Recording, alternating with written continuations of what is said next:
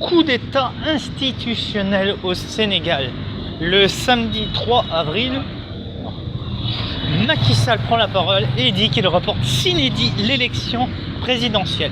Ces raisons sont en partie justifiables. Il y a un conflit entre l'Assemblée nationale et le Conseil constitutionnel concernant le processus électoral, et pour éviter des formes de violence ou de contestation du processus, on le reporte le temps de se laver le cul. Enfin, justifiable, oui et non. Qu'est-ce que l'Assemblée nationale, qui est dominée en partie par le parti au pouvoir, fout sa bouche dedans? Déjà de 1.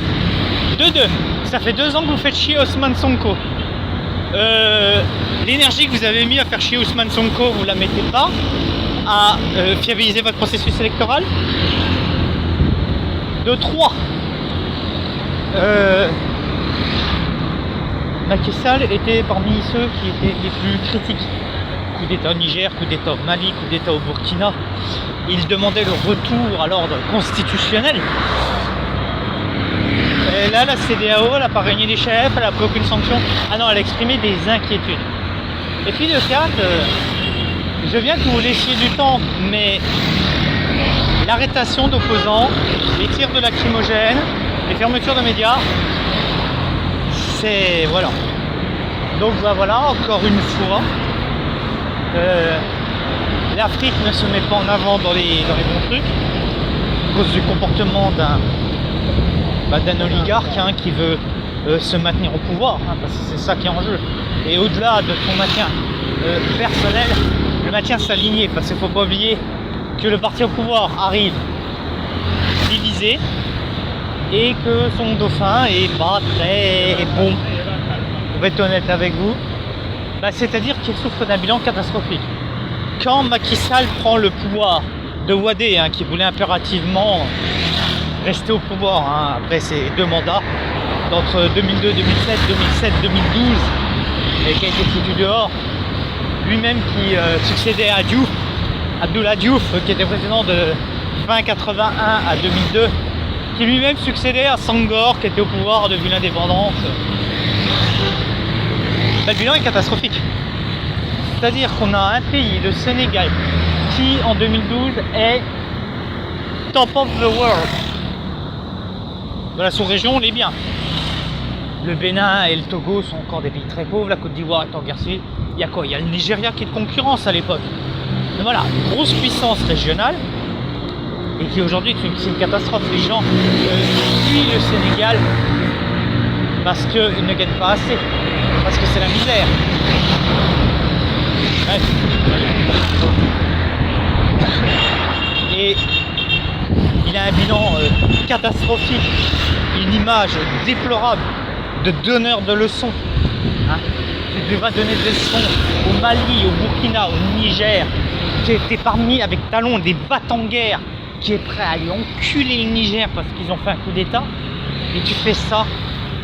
Après, c'est symptomatique d'un problème sur la longue durée en Afrique, c'est les questions des ressources. À chaque fois, il ne faut pas oublier que ceux qui ont le pouvoir ont les ressources économiques, politiques, culturelles. C'est eux qui tiennent ça en Afrique. Et c'est comme en Occident, c'est-à-dire on a une petite caste limitée qui détient les ressources. Encore plus accentué en Occident parce que l'ouverture que la mondialisation est moindre en Afrique, donc si tu n'as pas les ressources du pays, c'est difficile. Alors que certains Français n'ont aucune ressource en France, mais par la mondialisation, par le jeu de la mondialisation, bon voilà, ils sont pas à poil. Là c'est plus difficile, voilà. Et donc c'est une captation des ressources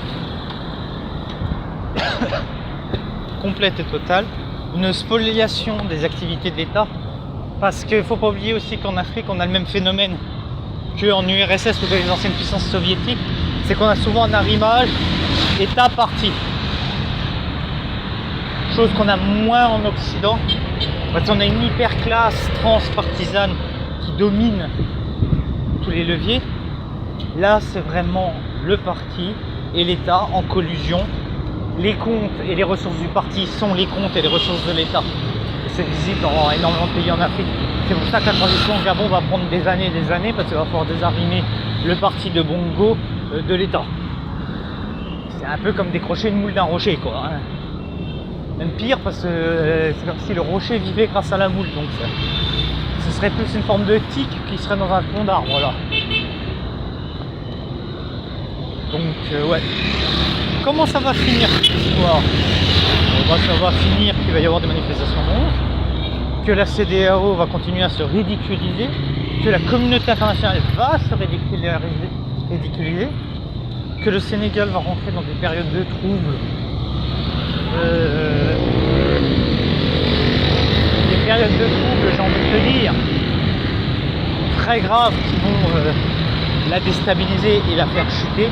Je pense que des pays comme le Bénin, par exemple, passera devant le Sénégal en termes de richesse et que ça va être une très grande catastrophe et que, encore une fois, la France et l'Afrique vont s'éloigner parce que la France va prendre des mauvaises décisions et on va au-devant d'une grave crise et au-delà même d'une contestation encore plus grande des élites. C'est officiel, l'Assemblée nationale sénégalaise, au moment où je tourne cette vidéo, nous sommes le 6 février 2024, a accepté de proroger l'élection présidentielle sénégalaise au 15 décembre et donc de prolonger Macky Sall qui va prendre 10 mois. C'est une décision catastrophique, dramatique. Il ne faut pas oublier que Macky Sall en 2012, quand Wade voulait se maintenir au pouvoir, avait dit pas un jour de plus. C'est-à-dire que comment contredire Macky Sall? Tu remplaces Wade par Sall et tu reprends les discours de Macky Sall de 2012. Et c'est une catastrophe. Le Sénégal n'avait jamais connu de crise politique à ce niveau-là. Voilà. Le Sénégal a toujours été un modèle dans la région et ce modèle est en train de s'effriter. Quand on sait la situation politique au Togo, quand on sait qu'en Côte d'Ivoire, Ouattara, il s'est fait un 3e mandat parce que bon, voilà, hein. Ouattara s'est fait un 3e mandat, la CEDEAO et la France n'ont rien dit. Gbagbo voulait faire pareil, il y a eu une guerre civile. Donc la situation est très grave. On a énormément d'inquiétudes parce qu'à l'heure actuelle au Bénin, énormément d'opposants politiques sont sous les barreaux. Les États du Sahel ont quitté la CEDEAO. Le Ghana, la démocratie ghanéenne, est au mieux de sa forme. Le Libéria a réussi à faire un exercice démocratique. Mais la situation est catastrophique. Et surtout, Macky Sall vient de tuer littéralement ce qui restait de la CEDEAO. Là, la CEDEAO, vous pouvez prendre, vous pouvez mettre à la poubelle. Quelle légitimité aura la CEDEAO pour intervenir dans les affaires politiques quand le mec qui a voulu faire la guerre au Niger, quand c'est le mec qui a confondu tous les coups d'État dans la région, en fait un, parce que c'est un coup d'État institutionnel. Bon, après, il est vrai que c'était n'importe quoi. Wade qui ne peut pas se présenter alors qu'il y a des Sénégalais suisses et Sénégalais américains candidats. Et Wade, je comprends pas. Pourquoi il a pas fait les démarches plus tôt pour faire sauter sa nationalité française? Pourquoi tu fais ça à la dernière minute? Ah, je vous ai toujours dit, hein, l'organisation, la rigueur...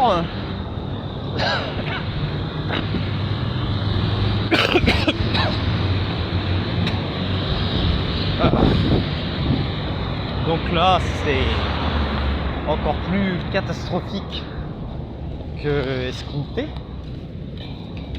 Et je suis aussi très impressionné par le traitement de France 24 qui parle de la coupure des connexions mobiles, parle des jets de lacrymogènes et parle de la non-normalité de la situation. Car la situation n'est pas normale. Je sais pas comment elle a traité en 2017 ces manifestations au Togo. Je sais très bien qu'elle a passé sous le tapis ce qu'a fait Ouattara et qu'on n'aborde pas les vrais sujets comme le français FA et la honte que sont les ambassades. Mais putain, là j'ai pas peur de le dire, putain quoi. C'est-à-dire que là on est à un point de rupture quoi. Certes, ce sont plus les mêmes élites que nous avions au moment de l'indépendance, c'est une deuxième génération, mais et le plus qui m'inquiète, au-delà des conséquences politiques, c'est les conséquences psychologiques. Imaginez le discrédit qu'il a jeté sur la classe politique. Après, si t'as un mec qui fait des discours qui veut pour la démocratie, l'alternance, le panafricanisme, les gens vont le regarder et vont lui faire non mais attends, on nous a déjà fait le coup une fois, on va pas retomber dedans. Vous devez savoir par exemple qu'en France, les gens qui avaient voté pour Mitterrand en 81 n'ont plus jamais voté après que Mitterrand ait fait une politique de droite à partir de 83. Que beaucoup de gens qui avaient cru au Front National ont tellement été déçus par son comportement n'ont plus jamais voté. Que si on vient à un jour à mettre au pouvoir un candidat souverainiste et s'il vient faire une politique mondialiste, les gens ne voteront plus pendant des années et des années et des années. Qu'il y a des gens en Grèce qui sont totalement apolitisés parce que le personnel les a déçus. Ah, tu vas me dire, ils vont plus voter, il n'y a pas de souci. Ouais, mais vu qu'ils ne votent plus, ils se retrouvent avec d'autres moyens de contestation. Et là, si on peut rouvrir la carte de la violence politique, et dans des pays où il y a les gens qui pissent et chient dans la rue, c'est pas la meilleure chose. Ne brisons pas les illusions, ne brisons pas les rêves des gens, parce qu'après c'est comme ça qu'on a le terrorisme, la guerre et la violence. Et vu la gueule des États africains, franchement, passons-nous de ça. Nous sommes tous frères d'humanité. Peut-être que mon nez ne ressemble pas à ton nez, peut-être que ta peau n'est pas ma peau, mais à la fin, on est comme une couche de putain d'êtres humains qui essayons simplement de survivre dans ce monde de pute.